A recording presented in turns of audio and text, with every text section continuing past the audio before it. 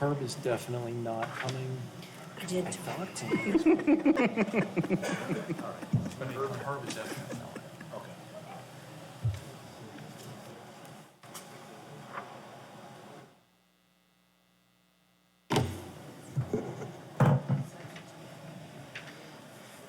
Herb, Yes, sir.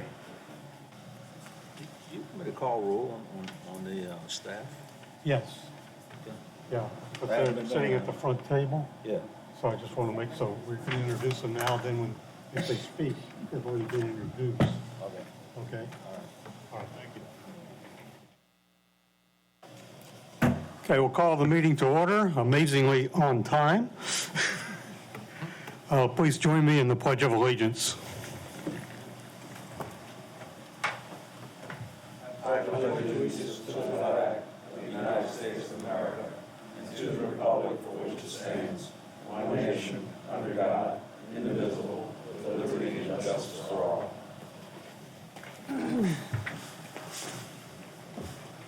Secretary, please call the roll. Mr. Destu, Mr. England, Here. Mr. Hassinger, Here. Mr. Lattier, Here. Mr. Miller, Here. Mr. Morgan, Here. Mr. Noel, Here. Mr. Weesham, Mr. Bays, Here. Ms. White, Here. Mr. Humphries, Ms. Chandler, Ms. Boudreau, Here. and Ms. Heaton.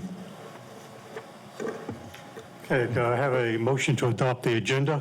I'll make a motion. Have a second? Second. Second by Dr. England. All in favor? Aye. Any opposition? Hearing none, so moved. Having adopted the agenda, I'm going to deviate from it for just a moment, for a solemn moment. Since our last meeting, we've had two tragedies strike family members of the South Louisiana Flood Protection Authority East. Right around Thanksgiving, Officer Matthew White's infant son, Landon, passed away at 9.5 months old. And then just a few weeks ago, Dr. England's son, Andrew, married man with a couple of young children, passed away as well.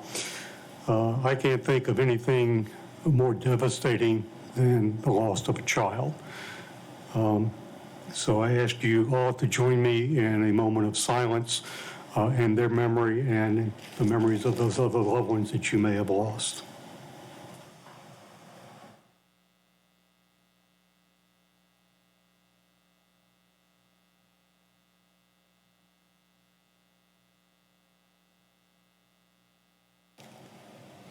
Thank you. Dr. England, would you like to? I'd like to say thank you so much, Herb, and the group here, the Flood Protection Authority, for your kindness and your understanding over the last 8+ months. And it means a lot to our family. It's helped us through this time. It continues to help us, and please continue to pray for us. Thank you.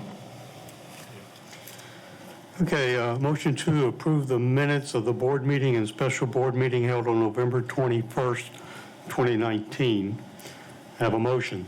I'll make a motion. We approve. Second? Second. Motion and second.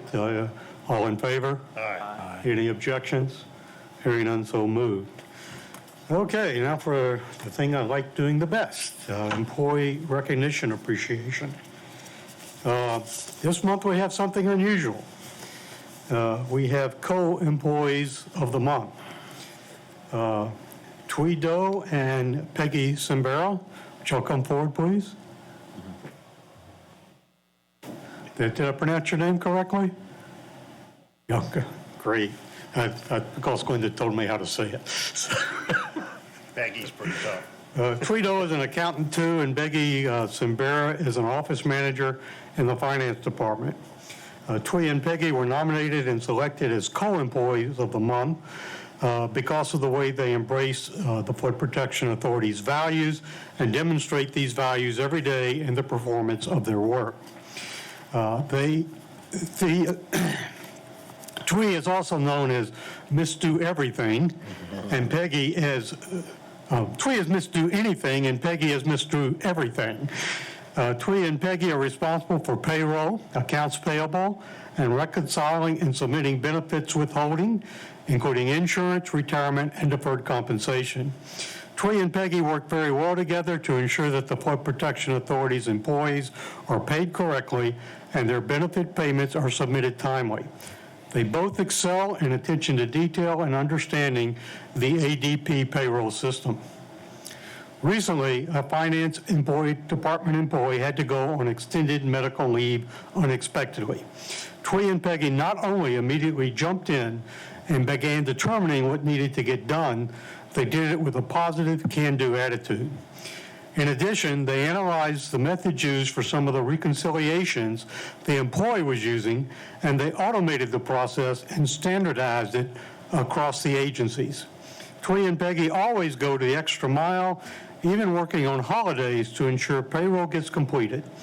They are a pleasure to work with, open to new ideas, and are great members of the finance team. Twee and Peggy's contributions and commitment make them invaluable to the Flood Protection Authority and the successful accomplishment of its mission. So you guys will come forward for your picture.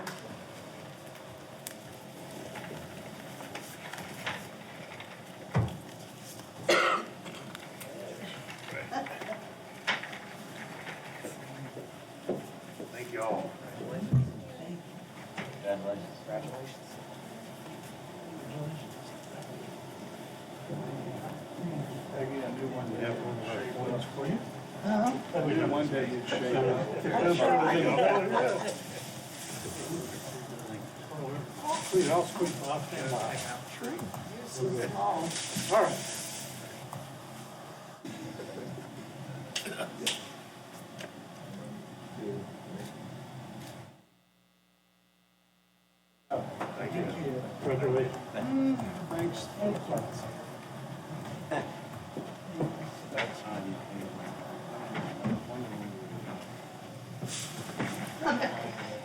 Thanks, brother. Sure. Take this.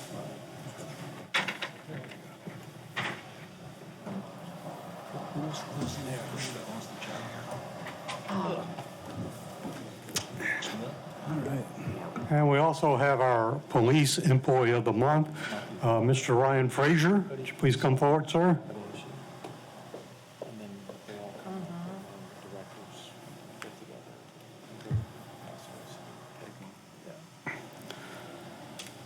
Ryan Frazier is a police officer 2A with the Orleans Levee District Police Department, who was nominated by his colleagues for his outstanding performance and exemplifying the values of the Flood Protection Authority. Officer Frazier focuses on getting the job done, no matter how challenging or simple the task may be. Fellow officers know they can depend on him to have their backs or lend a helping hand. Officer Frazier always maintains a professional attitude and appearance. In addition to his contributions to the Flood Protection Authority's public safety mission, he goes above and beyond in his efforts to determine and comes to work ready to make a difference, to deter crime. He's outgoing and heroic when it comes to catching criminals. Officer Frazier was on a routine patrol when he noticed a vehicle on Hain Boulevard matching an earlier broadcast from the New Orleans Police Department. The vehicle was a stolen Jeep Cherokee occupied by multiple suspects who were breaking into vehicles. Officer Frazier attempted to stop the vehicle. However, the driver refused to stop. The vehicle continued to elude Officer Frazier and finally came to a stop due to damage from striking a curb during the pursuit. The suspects then fled on foot. Officer Frazier was immediately able to apprehend the passenger. The driver was apprehended a short time later by an NOPD K-9 officer. Upon searching the vehicle, a stolen 9mm handgun with obliterated serial numbers and 2 pairs of gloves were found. Officer Frazier charged the driver with 13 traffic violations, 1 traffic arrest, possession of a stolen automobile, aggravated flight from an officer, illegal possession of a firearm by a convicted felon, and possession of an unidentifiable firearm. The driver was currently on probation for simple burglary. The passenger, who was on parole for negligent injury, was charged with possession of a stolen automobile and possession of an unidentifiable firearm. Officer Frazier is an outstanding example of Orleans District Police Department's professionalism, and his willingness to go above and beyond makes him a tremendous asset to the Flood Protection Authority, the law enforcement community, and the citizens of the region. Congratulations.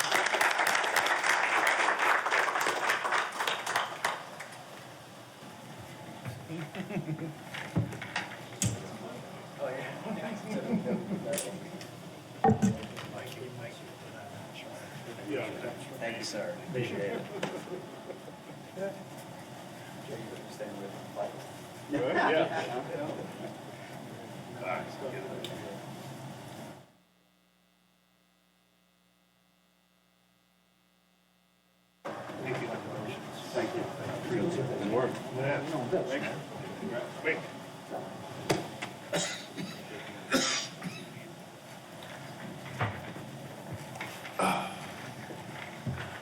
Y'all remember when Antoine and Roman would take like 20 minutes to take the photos? You remember?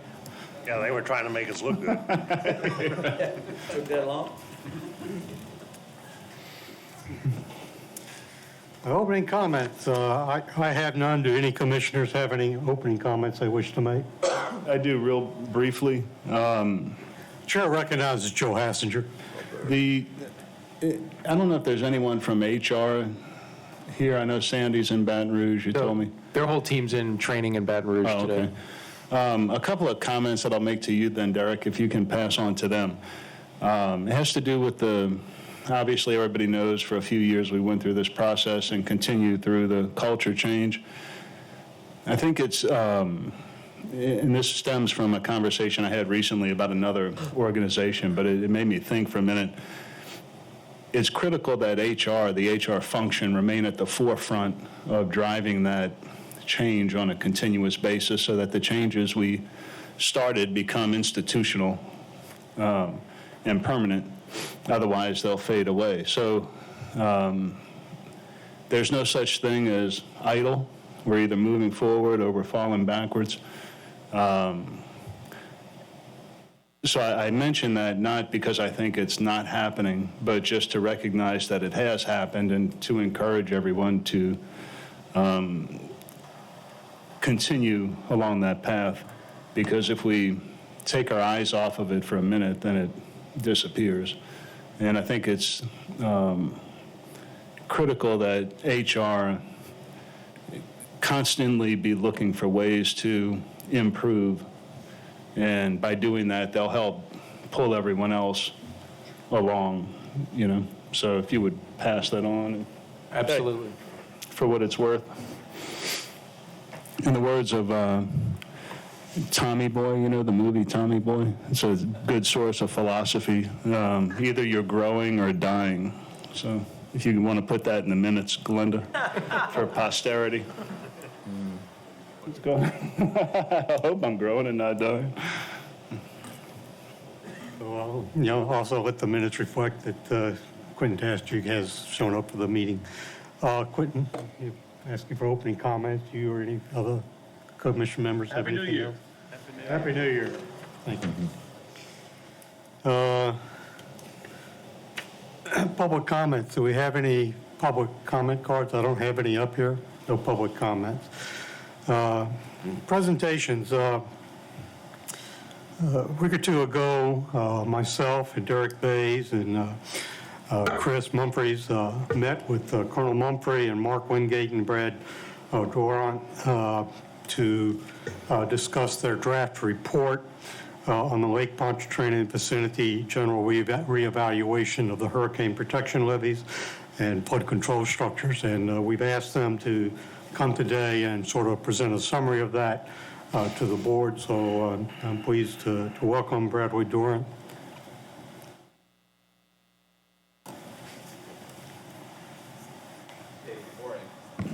Thank you for having me today. I appreciate the opportunity to give y'all an update on where we are with the Lake Pontchartrain and vicinity general reevaluation report. Before I jump right into the study and where we are itself, let me just talk about why we're doing it. So when Congress authorized construction of the 1% system in 2006 after Hurricane Katrina, they only gave us authority to build that system to the height it needed to be at the time of construction.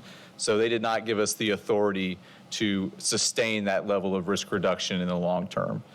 So since the beginning, we've known that future lifts would be required and that would be necessary. In 2014, they gave us authority to do the study, and we got money to actually start it in 2018. So we're about a little over a year into that process right now. Now, to date, this board's taken action and provided funds to construct some levee lifts that were required to make sure that the system is going to be at that 1% level of risk reduction in the coming years. So what the study is really about is, will the federal government be able to participate in cost sharing in that effort going forward into the future?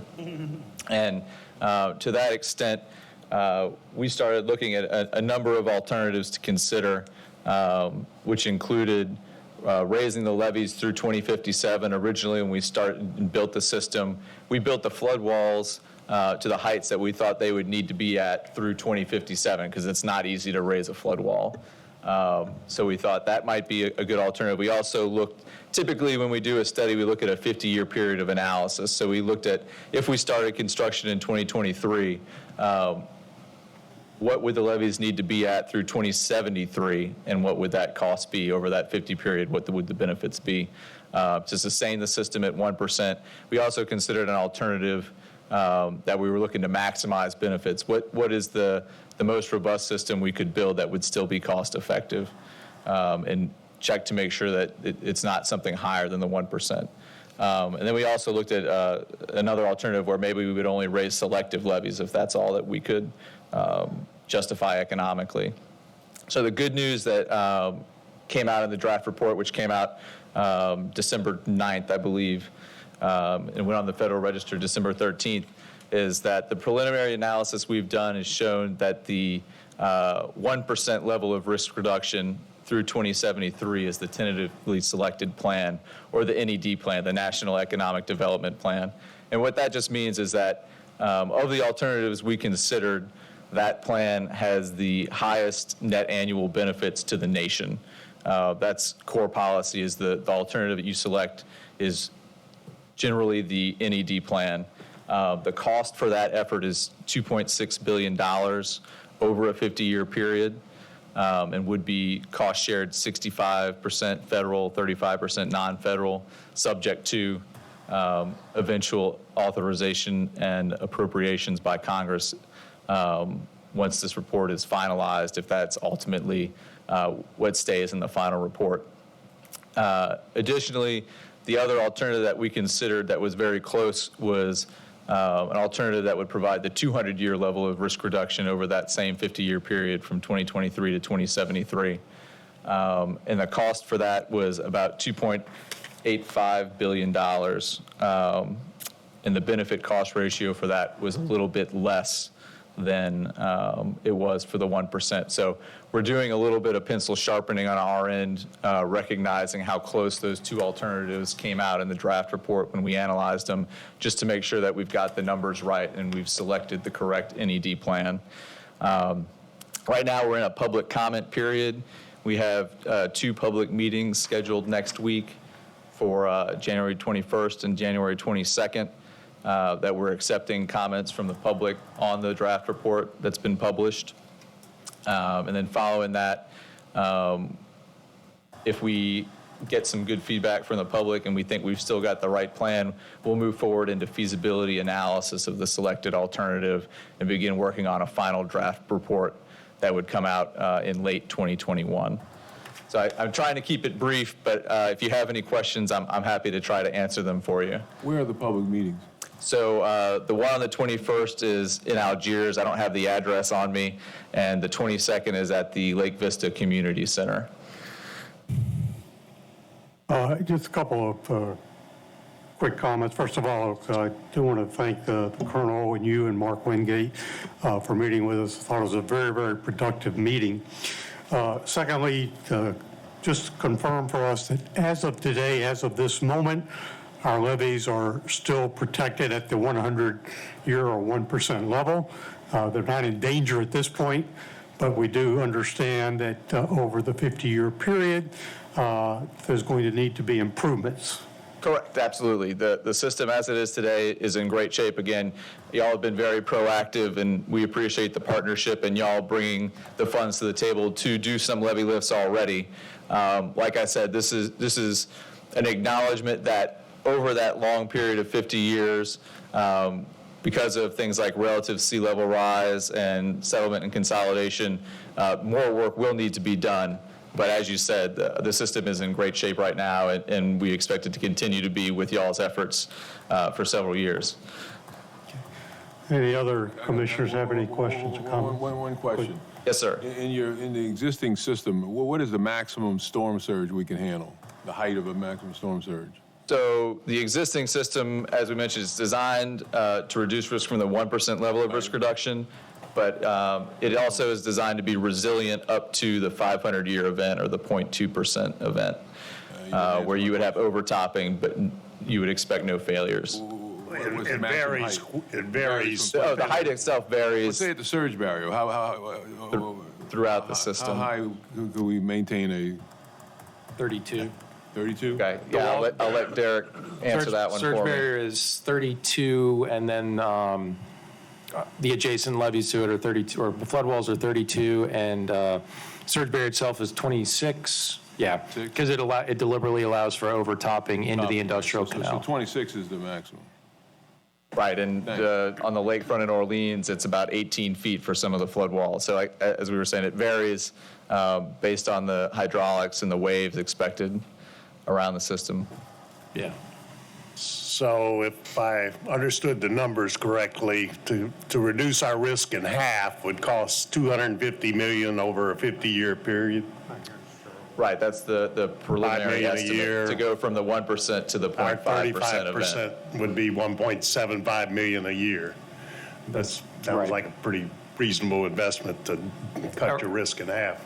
Around that, I mean, those costs do include, it's the entire LPV, so it does include the part of St. Charles, the Pontchartrain Levee District oversees, but the vast majority is under our jurisdiction.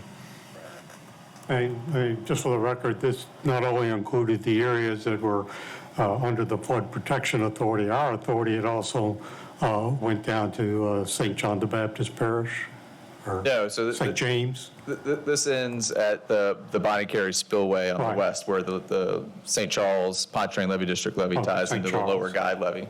Okay. The new area, I guess, that's covered in this study is a portion of the Mississippi River levees in St. Bernard would also be raised under this alternative. Okay. Derek, would you provide the board members with the contact information from that report, who they contact with regard to the Corps of Engineers? And if a board member wishes to get a copy of it, see Derek and we'll have a copy made for you. No problem. It's about yay thick. Can I make one, Helps you go to sleep at night. can I make a comment? Yes, you may. I've been wanting to catch up with you to thank you for two things along the London Avenue Canal. One, removing that temporary sheet piling south of the permanent structure, and also capping the sheet piling that's left. I know we talked about that a long time ago, seems like a long time ago, but small thing in the scheme of things, but very much appreciated by homeowners in that area. We were glad that we were able to try and leave that area in better shape than it's been for a while. We know it was an eyesore having those temporary stations there, Yeah. and we appreciate the public's indulgence while we built the permanent pump stations, and we're glad to leave it in a good condition as we finish up and take out those old stations. Thanks. I know the public doesn't often get to see the level of cooperation that exists between our staff, the Corps of Engineers, and CIPRA, not just during emergencies, but throughout the course of the year. It's an incredible cooperation level amongst all three agencies, and I'm extremely happy for that. I know our citizens benefit from that greatly. I'll just, I forgot to add that the public comment period ends February 7th, just in case there's anyone in the audience that's interested. Thank you. Okay, thank you very much. We have an update from the Lakefront Management Authority. Chair Heaton was going, he just stepped out for a moment.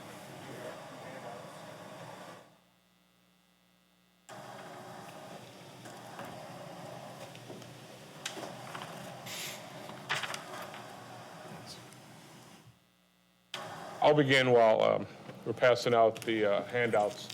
I'm Louis Capo, the Executive Director for the Lakefront Management Authority. Our name was legally changed this past last legislative session. And also, I was just thinking that the Lakefront Management Authority will be, this coming August, will reach its 10-year mark that we've been in existence. The legislature authorized and approved and created the Lakefront Management Authority prior. It was the non-flood authority in August of 2010. What we have here on the screen right now to begin with is the kind of a listing of all of our properties from the just east of the 17th Street Canal all the way to the east of the Industrial Canal, all the way out to South Shore Harbor on the east end of Lake Pontchartrain. Next slide here, and the narratives, according to the handouts, is a listing of all of the non-flood assets that we have, some of the that we manage and control. The most significant ones that we have are the Orleans Marina, the New Basin Canal properties, Lake Vista Community Center, the Lakefront Airport, South Shore Harbor, Seabrook, and the subdivisions. Some of those are non-revenue producing, but the ones I named in the beginning are revenue producing properties. I'll begin with the Orleans Marina. As we can see here, the area right here, this is the Orleans Marina. It is the inner harbor. It's a very protected marina from storm surge. During Katrina, we had, I want to say, close to $1 million worth of damage and about 6 or 7 sunken boats. So Orleans Marina kept going after Hurricane Katrina. One thing I want you to notice is this property right here. This is the east and north wall. Right now, we have let a contract to complete the restoration of these slips here. It's about 45 slips. A few years back, we did the slips, can't get this right here. These slips here, these 20 slips, we restored and brought them up to marina standards so that we can collect good revenue on those slips. About 45 slips here. The project cost is about $1.1 million, and that is scheduled to be completed in first or second week of April. There's just some debris. They're in the demo phase right now, and they're wrapping that up. The Orleans Marina was completed in 1962. The levee district did not initially develop the Orleans Marina. That came from the city of New Orleans. In 1959, the city of New Orleans transferred the Orleans Marina administrative duties to the Orleans Levee District. We currently have about 349 open slips. 64 boathouses are available for 64 boathouses. We have, through the years and through Katrina, we've lost many of our boathouses. Some of the tenants have turned them back into or canceled their leases and not renewed. Right now, Orleans Marina is about 90% occupied. For the fiscal year ending in 2019, Orleans Marina lost approximately $64,000, and that's due to the reduction of the boathouses. The New Basin Canal properties. These properties begin up here where the Lake Pontchartrain Lighthouse, and it runs all the way down to the south side of the pumping station right here. These properties are all ground leases. It's Landry's, Blue Crab, Felix, Benson, the Lighthouse Harbor condos, and it also encompasses the properties on the South Roadway. We have some marine industrial boatyards here and another boatyard here, and our property runs all the way up to the Southern Yacht Club. Good question, sir? One question. Did you say they were ground leases or do you own the structures? Ground leases. Ground leases, okay. We have about 17 parcels in total. They're all on the lease right now. And as you can see, the revenue produced by the New Basin Canal properties is significant for the Lakefront Management Authority. Last year, we netted about $823,000 black for us. That's just a second slide. Okay. Can I ask one question? Yes. If they're all triple net ground leases, why you have $2.25 million in expenses? Allocation costs, sir. Engineering, Allocation. any type of engineering. We may have some litigation costs associated with that. We have had some lawsuits with some of these properties. So we do have some legal costs involved. All right. And I know last year, I think 2 properties were reappraised, so we have some reappraisal costs as well. Can you give me a copy of that? Yeah, the appraisals? No, the profit and loss statement. Lawsuits? Profit and loss statement Oh, showing okay, yes, the sir. listing of the expenses. Okay.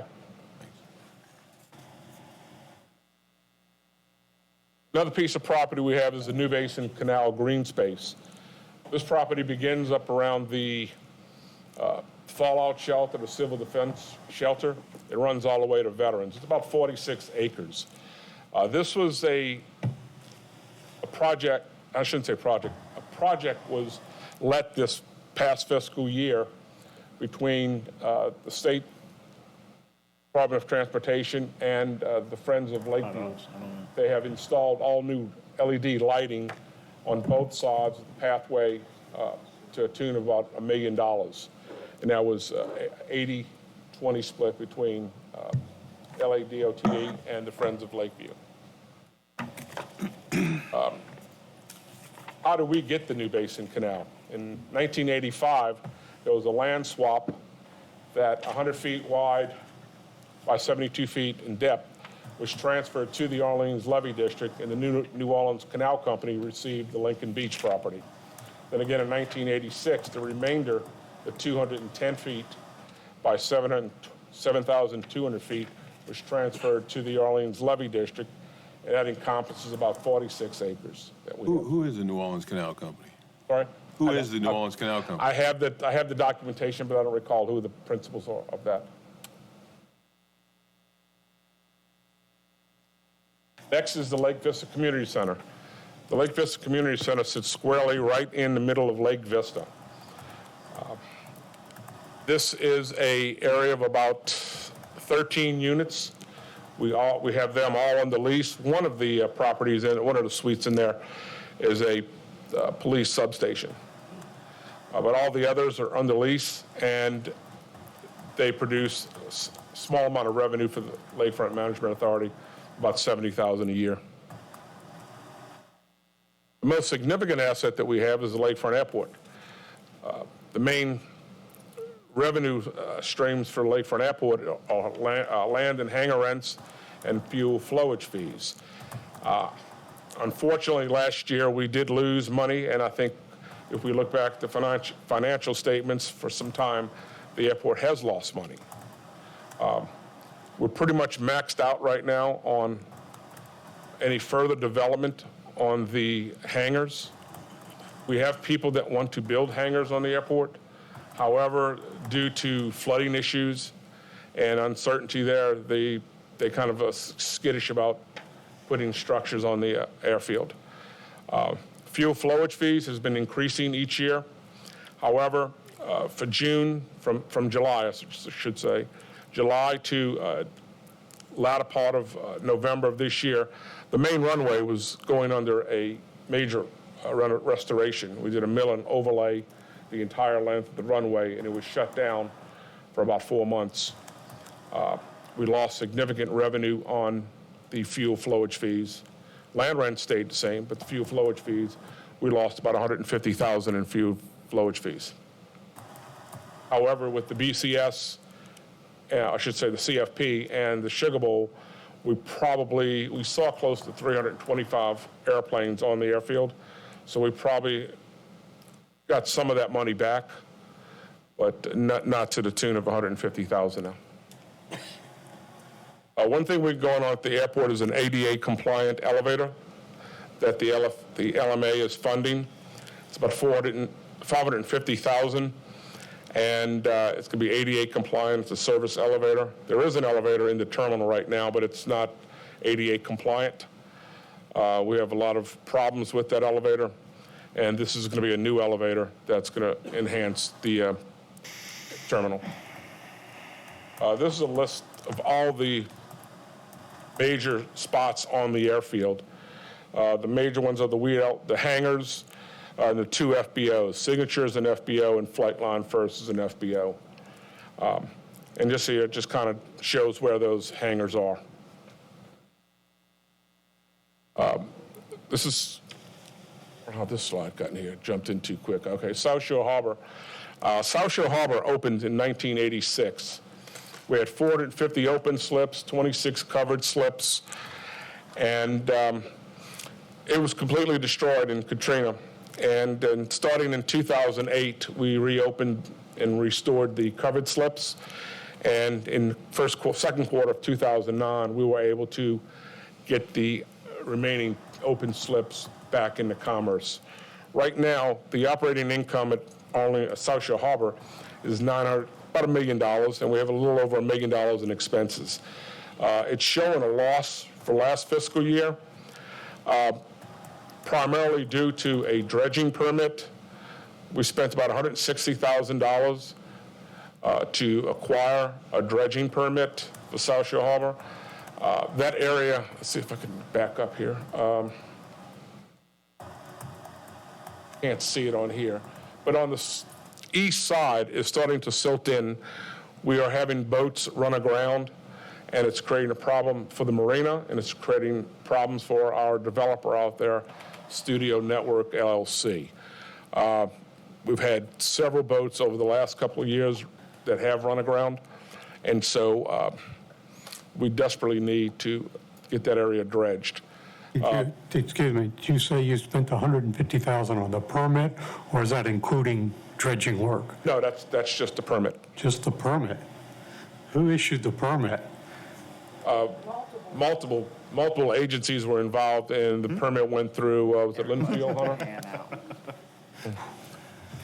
And I think there was other additional testing to deal with where they were going to place the material that was dredged. And the final determination has been made where we can replace that material. At first, they were going to try to place it on the North Peninsula, but that proved to not be a good, suitable area for the placement of the spoil. And what is the dredging expected to cost? Do you have a number on that? We have not gone out for an RFP yet. We should be going out shortly. I'm putting the estimate somewhere around $500,000. Yeah, well, we have millions in dredging need between Yes. the two, but we're going to do it each year. We're going to carve out between $250,000. This year, we'll probably anticipate about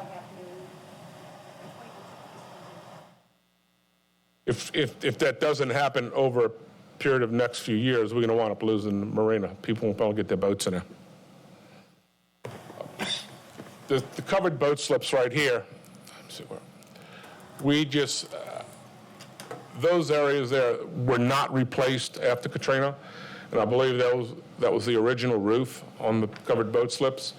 And this year we spent, I want to say $498,000, and we replaced the entire roof system on the covered boat slips. And that's just a little briefing at South Shore Harbor. This is some of the development at South Shore Harbor by Studio Network. They put in the ship store, and a reception hall above. There's the PT 305 that they have placed out there. And then, of course, the lakefront subdivisions. We still maintain the obligation of reviewing building plans of all the lakefront subdivisions from Robert E. Lee to north to Lake Shore Drive. And I'm not going to bore you with all the legalese of that, but we are required to review the building restrictions. And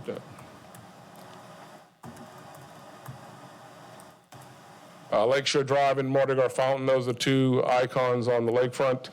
At one point in time, Mardi Gras Fountain and Lakeshore Drive was ranked as the second most tourist attraction in New Orleans. It was rededicated right before Katrina in 2005. And it has since been restored and is operational. We just about have all three of our fountains operational. Lake Terrace is working, Mardi Gras Fountain is working, and we're in the process of getting the Fountain of Four Winds operational. The only public boat launch on the east side of Lake Shore Lake Pontchartrain is the Seabrook boat launch, and there's a Frank Davis fishing pier. Right now, we are applying for, under the Wallabro grants program, for a grant to restore the Seabrook boat launch. What I have here are some pictures of what the airport looked like back in October of 2005, just to show you the devastation that this terminal building went through. If you notice here, this window is completely blown out by water. It's sitting right here. This is the lobby of the building as it was then, and I believe we might have some pictures. At one time, we had all the presidents of the levee board and all the governors pictures lining the wall on the second floor. That's one of the murals. We should do that again. We should do that again. Or some gold framed pictures or whatever. One thing we have here, this is the Thank you, Quentin, for suggesting that. Put that down there. I think the finance chairman should have his picture. And the finance chairman, yeah. This is the cafe that's downstairs. As the next slide will show you the contrast of what it looks like today, the improvement in the airport. This is the restaurant, and that's some of the pictures of the restaurant and the devastation. This was a hangar that was totally destroyed on the west side of the airfield. Reason why I put this picture in, this was the hurricane pictures from 2005. This is from 2013. This was the Super Bowl, and to show the difference how the airport has really come back. We had close to 600 planes on the ground for the Super Bowl in 2013. We're slated to get the Super Bowl in 2024 again. That's just some more pictures of the planes. This is some devastation of South Shore. You can see all the boats that have been lined up here, washed up here. And this was down here is the Bally gaming boat that swung around in one direction under Katrina and swung the other direction under Hurricane Rita. Now to the finances. If we look at the bottom right-hand corner, it shows approximately we're losing $289,000 for the 6 months of this year. Two areas make up that loss. One is we have not received one dime or $1 in ad valorem tax this year, in this fiscal year. I don't think the Flood Authority has received any either, which I would have passed that on to us. Correct. That is a significant income to us, which we haven't received, and the loss of the fuel sales. So we feel confident that we will make up the loss in the coming 6 months. Here's some of the major projects that we have going on. Like I said, the main runway, mill and overlay, the ADA compliant elevator, the marina replacement, the pathway lighting on the New Basin Canal, roof replacement, various hangars at the airport, a sidewalk replacement, and a build out for our maintenance guys. Our maintenance crews have no place, they have no maintenance facility. And so now that we have 7 maintenance, a maintenance crew, we have built out part of a hangar that can be used as a maintenance facility to store inventory and things of that sort. So that wraps up what I have. Y'all have any questions? I got a couple questions. Real quick one. I want to make a comment first. When I served in the legislature, I was a fierce critic of levee boards in a whole because they seem to be in every business but flood protection. So I want to applaud all y'all that were involved in separating these two into non-flood and flood, because now this group focuses on its major focus, major responsibility, which is flood control, and you have the non-flood assets in a separate group. I applaud all y'all on that. One question I ask is, why would you not sell the subdivisions? Why do you maintain ownership of the subdivisions? We maintain ownership of the obligations, grass cutting, maintaining the lanes and the parks. Homeowner association. The homeowner association pays for it, doesn't it? Nope, we do. Let's charge them. Why don't you charge them? We can't, for the main parks, the way the covenants are written, and they're old. My point is that there are people that will buy that type of operation and raise homeowner fees and collect and do expenses. Okay.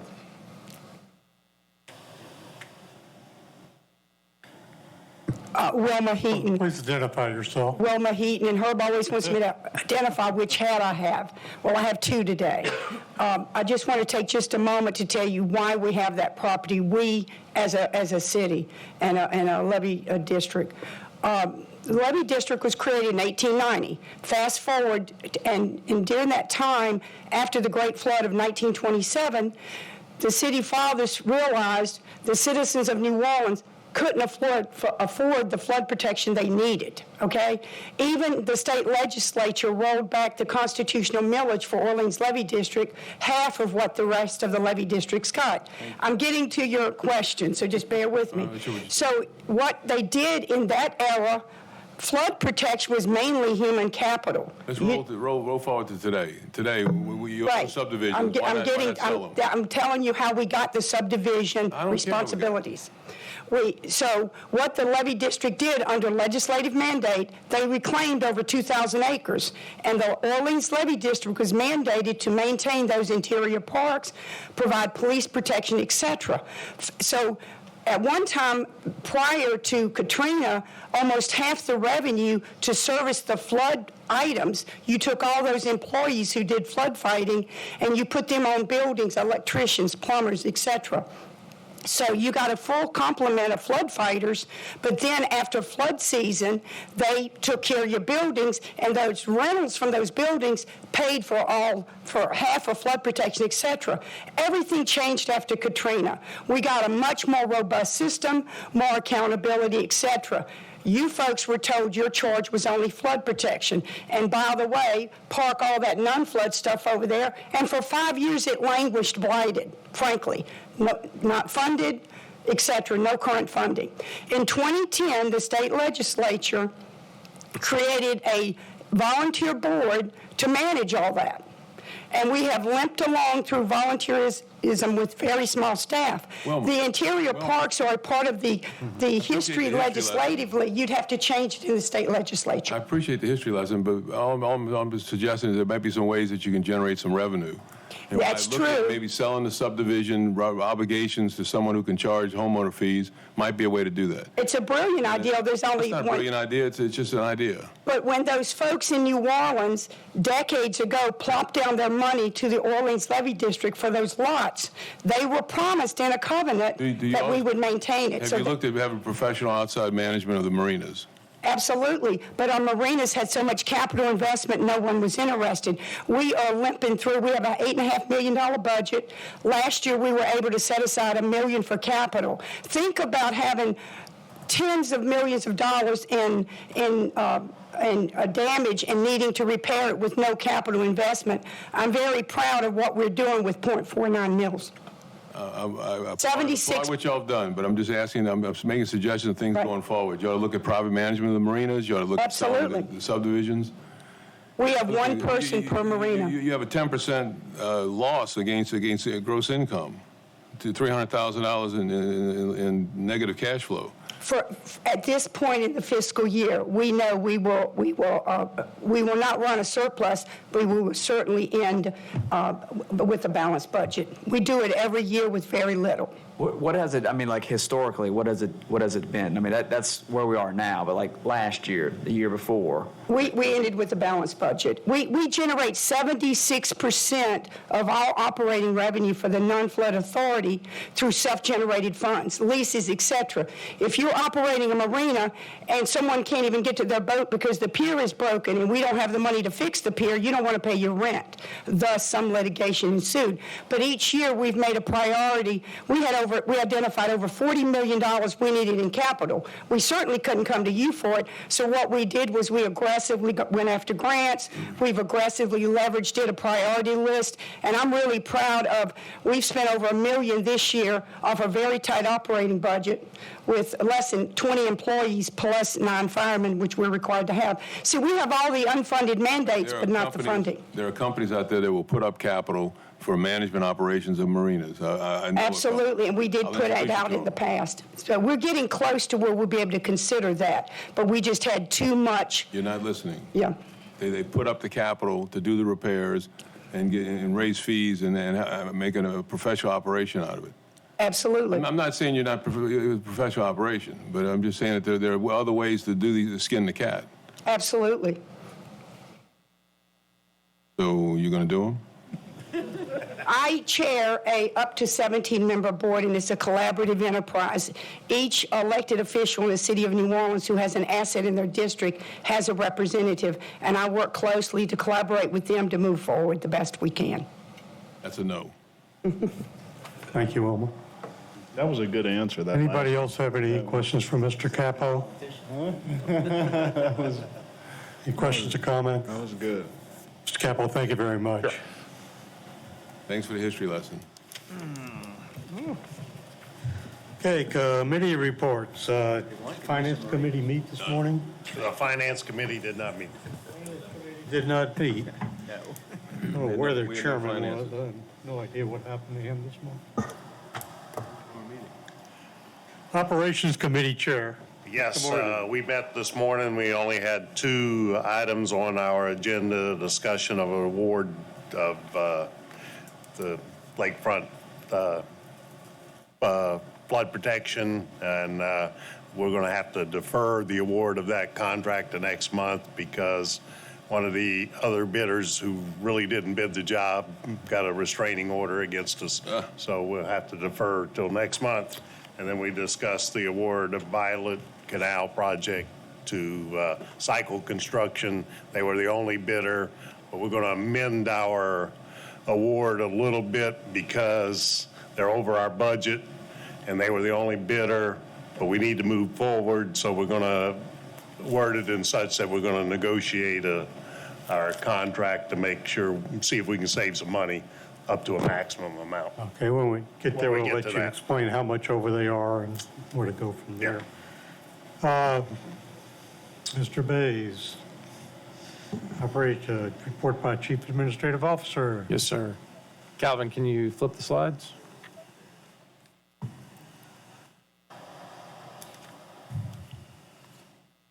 All right, good morning, everyone. So first off, start off with, we are back in High River.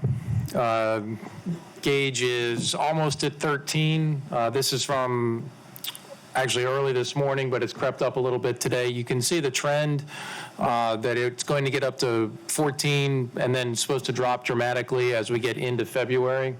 But we are in, as you can see, inspections. We're inspecting Monday, Wednesday, Friday, and the Corps is doing Tuesday, Thursdays. Work right now is only allowed within 1,500 feet of the center line if it is in their permit and they have the waiver for it. Anything above 15, if we do at that point, all work shuts down, no waivers allowed. But we're not at that point yet. Also, we received this week our schedule for our annual Corps inspections. This is routine that we do this every year. You can see it's a pretty drawn-out process, which is also normal. Between early February and early May, our different crews will be busy making sure that everything is good for those inspections, starting off with East Jefferson the first week of February. No anticipated issues, but this is a fairly major event for all of our crews as we prepare for these activities. I wanted to give the board a brief update on purchasing, which is part of the finance department. It's a 4-person department. 3 out of the 4 employees chose to retire over the holidays. But while it caused us a little bit of short-term chaos, it's actually a good thing. We were going to focus on this area. It needed quite a bit of improvement this current calendar year, and so really it just accelerated our plans. We're using it as an opportunity to get in there and get a much more updated inventory management system, how we manage our storeroom, and then make sure that those actions we take short-term fit into the long-term programmatic approach that we're working through for asset management overall. And some of the things we had started without knowing about these retirements last year are proving very beneficial. We have safety PPE equipment. We actually have vending machines. They use your ID card, just like this. It registers who you are. So if your pair of safety goggles breaks and you need one, the employee can walk right up to it, boom, get one out, and continue working. They're in place here and at East Jefferson, and the one at Lake Bourne will be going in shortly. And so it's cut down on the amount of traffic that's going to the storeroom, which has been a huge benefit. And then same thing with nut and bolt bins for the mechanics, cuts down on the back and forth. So just making everybody aware, but this is a positive thing that we're making sure this turns into. Training and certifications. Training has been a big focus for all of the departments, and will continue to be so in this upcoming year. But this is just a very short snapshot within the last roughly 1 to 2 months of what we've completed, what's in progress, and what we're looking towards in the future.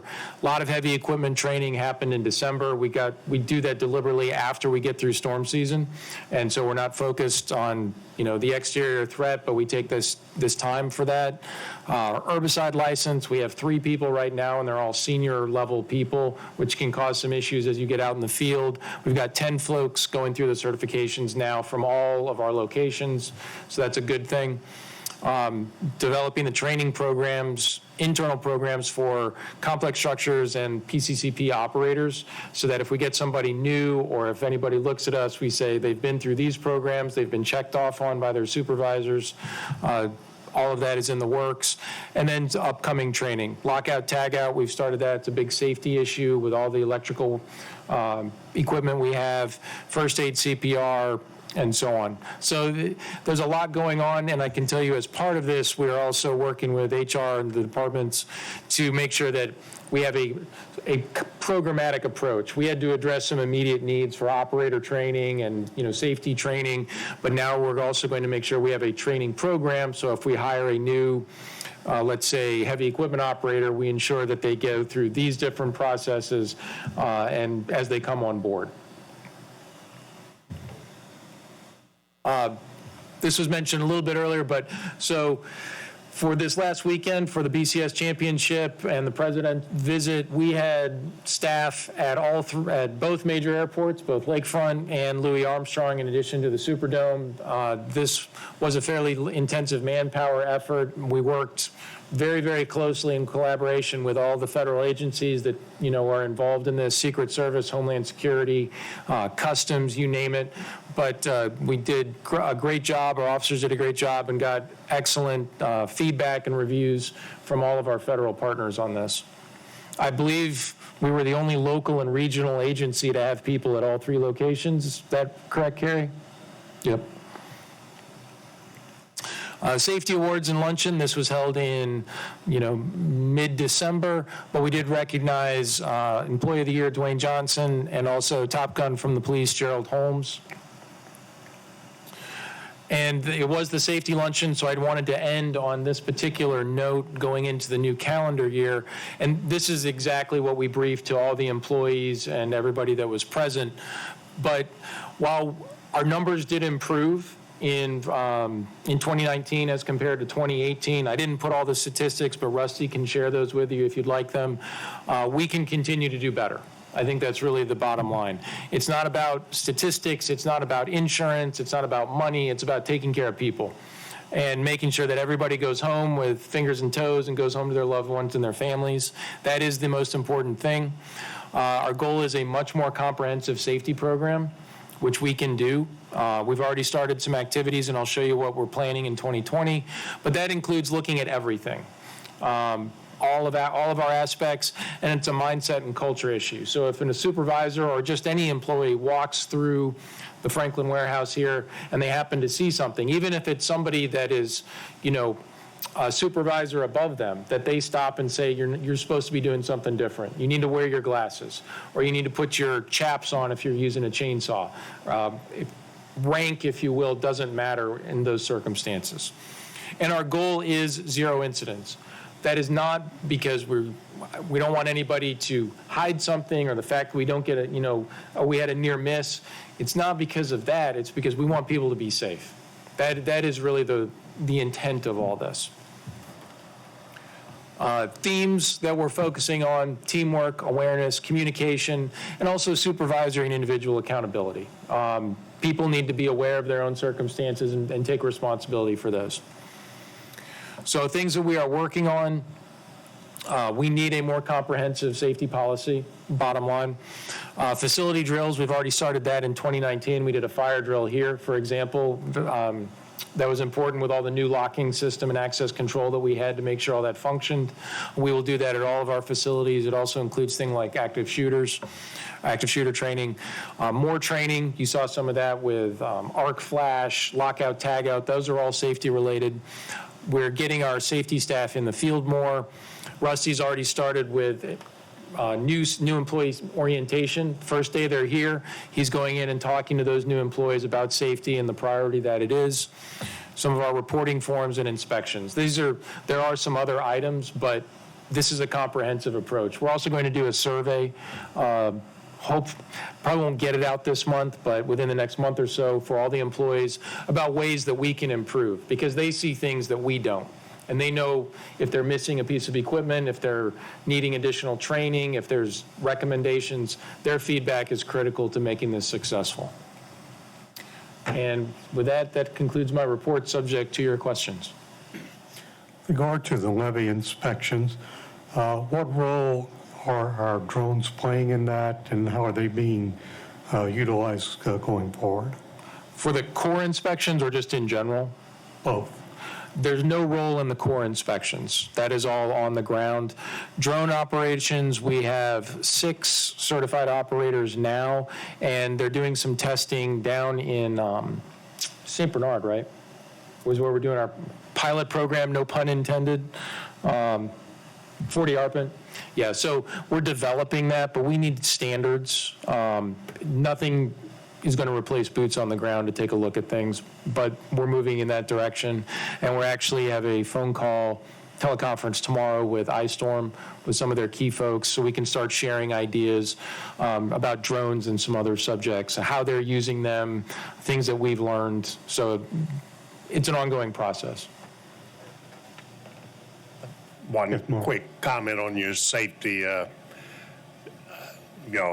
company does a lot of safety stuff, and one thing I've seen a number of studies on, most accidents happen to employees that first 6 months they come in. They're trying to make an impression on how good a job they're doing, and they take a lot of steps. So on your new employee training, it's not a good idea to get them trained properly, but maybe have a mentor or somebody to work with them to keep them from climbing on top of a tractor and diving off or something.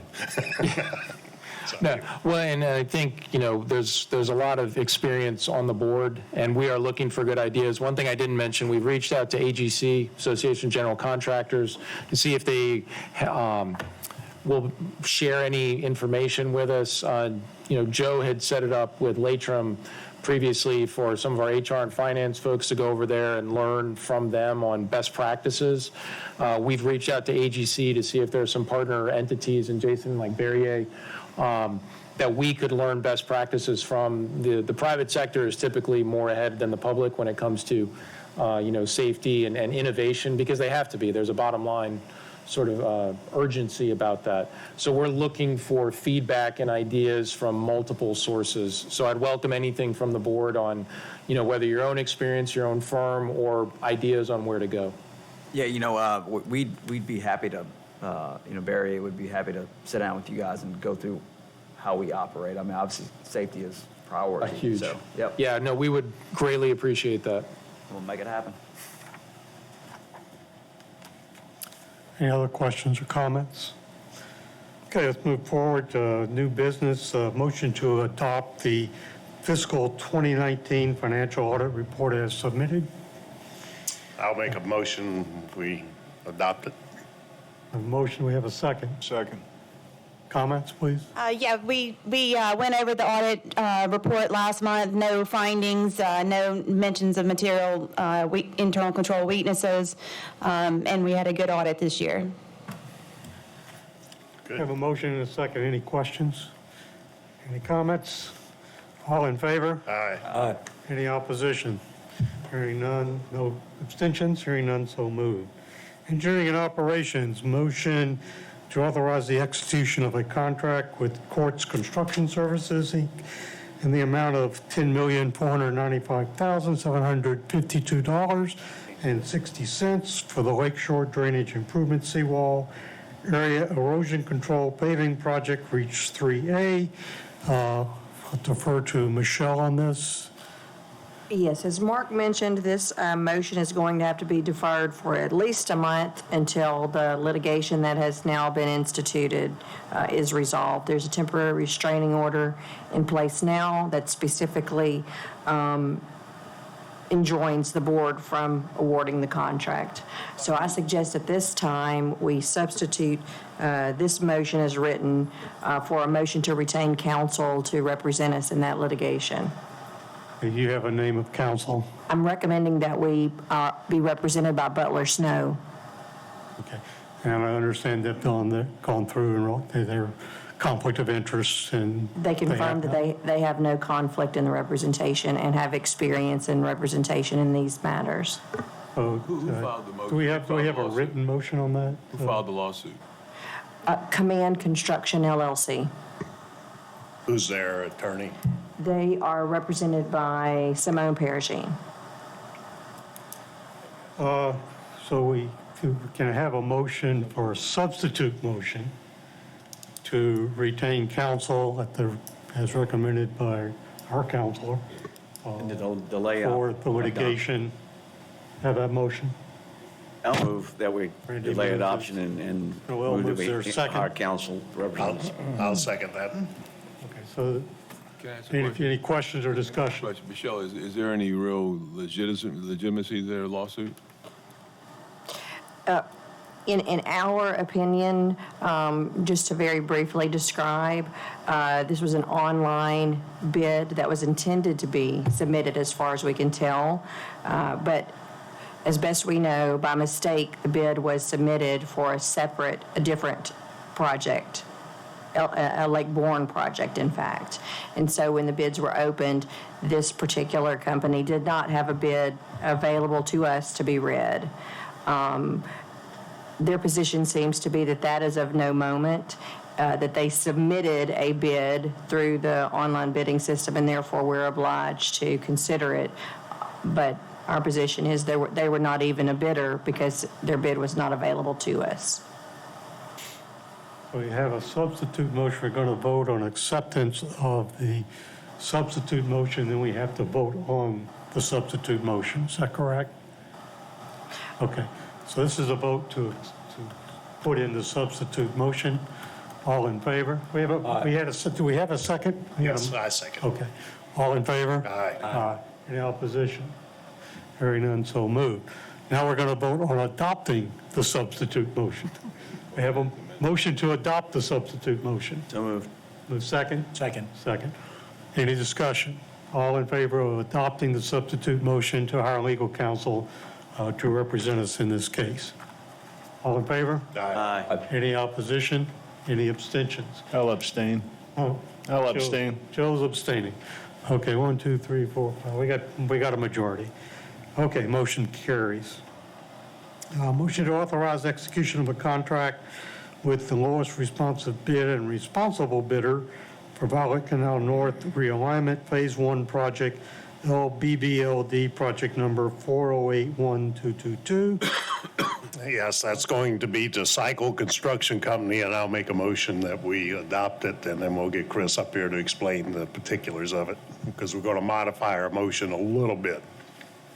Okay, you're making a motion to award the contract to Cycle Construction with some particular language of how we award the contract. That will be for Mr. Derek. Chris, would you come up and please identify yourself for the record? I made a motion. Any seconds? We have a second?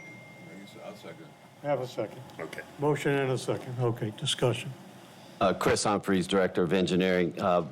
For this project, we had only one bidder, Cycle Construction, in the amount of $877,664, which was over our budget of approximately $500,000 due to the lack of approved Corps of Engineer approved borrow pits. There's only one pit left that's currently operational, and it's in St. Charles Parish, which is a expensive transportation cost, and it ran the cost up. So engineering does support this award.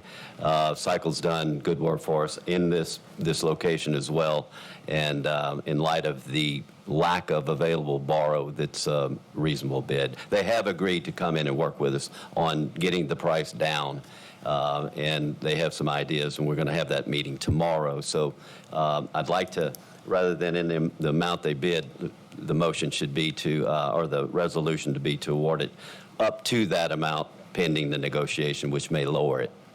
And what is the amount, the up to amount? $870,764. Any questions? You want an amendment to the motion to do that? Well, this is a motion we have on the agenda is award a contract in the amount, and you want to change it to say up to? Up to a maximum amount. $870,764. So we're amending, it should read the Southeast Louisiana Flood Protection Authority East authorizes the award of a contract in the amount up to $870,764 to Cycle Construction for the Violet Canal North realignment, Phase 1 project, LPBB, et cetera. Michelle, is this all kosher to do it this way? Oh, Michelle, we can Randy? accept a single bidder over a budget. That's acceptable. We don't have to go back out for bids. Well, this is the scenario we were talking about where you were going to refine the scope? Not in this one. No. No, we're going to negotiate. Oh, negotiate it down.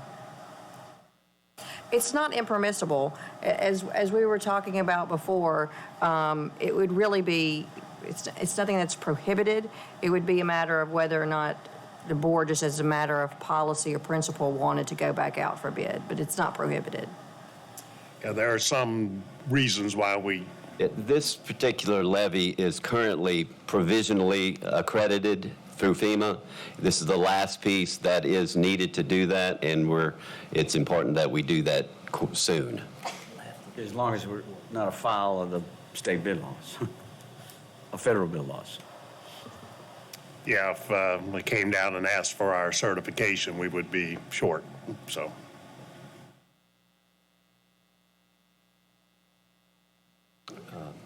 You can't. So we have a motion and a second, and you have some I comments? was just going to add, Kelly Chandler, Director of Finance. We have other items in the budget that are not going to, we have $150,000 for the MRL slope paving project that's not going to take place this fiscal year. And then we are under budget in the personnel services. So we are going to still be under budget even though this particular project was over budget. Thank you. Michelle, do we need to raise the budget to cover ourselves? No. No. Well, what was their bid price? I beg your pardon? What was their bid? $870,764. Okay. All right, we have a motion. The motion is just to add that verbiage in there. Is that a amended? Amendment can we vote on it as is, or do we need to? First, This we have isn't to vote on necessarily the a. amendment, and then we have to vote on the motion as amended. Is that correct? We can offer amendment to the resolution and vote on the amendment, and then vote on the resolution. Okay. So I make a motion, we adopt the resolution as amended. There's a motion and a second to adopt the resolution as amended. It's a All in friendly favor? amendment by the second and the maker of the motion, I assume. All in favor? Aye. Opposed? Any abstentions? Motion carries. Is that good Okay. enough, or we need to?